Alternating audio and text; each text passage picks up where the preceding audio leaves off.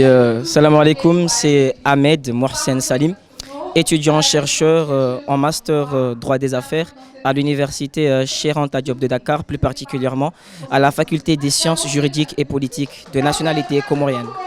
Aujourd'hui, on a assisté au week-end de l'OHADA. Vous avez participé à la simulation d'un procès fictif. Qu'est-ce qu'on peut retenir par rapport à ce début d'activité?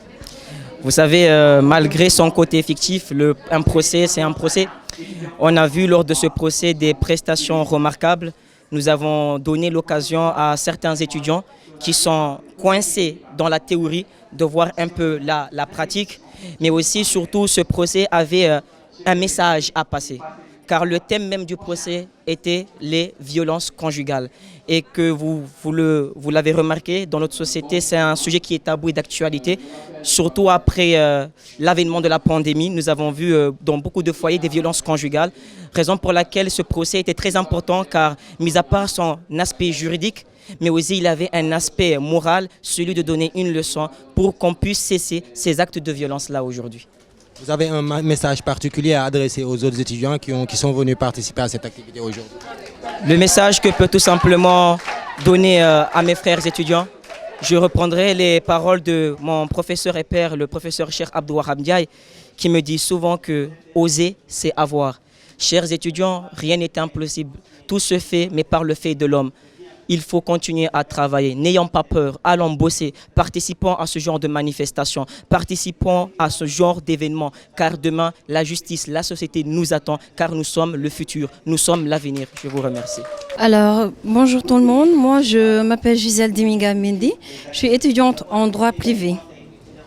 Quelle impression, qu'est-ce que ça vous a fait de participer à ce procès-là? Alors déjà, je dirais que ce fut un grand plaisir pour moi. Parce que je me rappelle que depuis toute petite, j'ai toujours rêvé d'être avocate. Raison pour laquelle, après l'obtention de mon baccalauréat, je n'ai pas hésité à choisir la faculté de droit. Et j'ai choisi l'université Cheikh Anta Diop parce que pour moi, c'était une prestigieuse université. C'était la meilleure université où je pouvais avoir des études de qualité, des études de droit. Parce que, quoi qu'on puisse dire, malgré les grèves qu'il y a au sein de cette université, malgré toutes les perturbations, on peut dire que l'université Cheikh Anta Diop reste la meilleure université du Sénégal, plus précisément la faculté de droit, car nous avons des enseignants qui sont hors pair, des enseignants hors normes qui disposent des enseignements de qualité.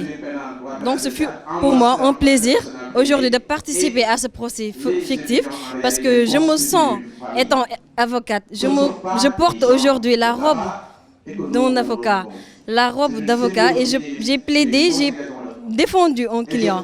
Donc pour moi, c'est un honneur.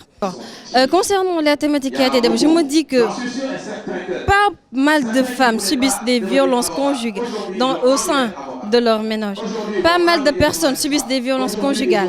Et aujourd'hui, si nous avons choisi ce thème, c'est pour faire comprendre aux gens qu'il n'y a pas seulement les coups, il n'y a pas seulement la violence qui peuvent régler ces problèmes-là, mais il y a une autre manière. Parce qu'aujourd'hui, certes, comme on l'a montré dans ce procès, il y a le sieur Ndiassi Sylla qui a battu sa femme. Certes, il ne voulait pas le battre à mort, mais voilà aujourd'hui ce qu'a conduit. Peut-être s'il avait adopté un autre moyen, on n'en serait pas là aujourd'hui.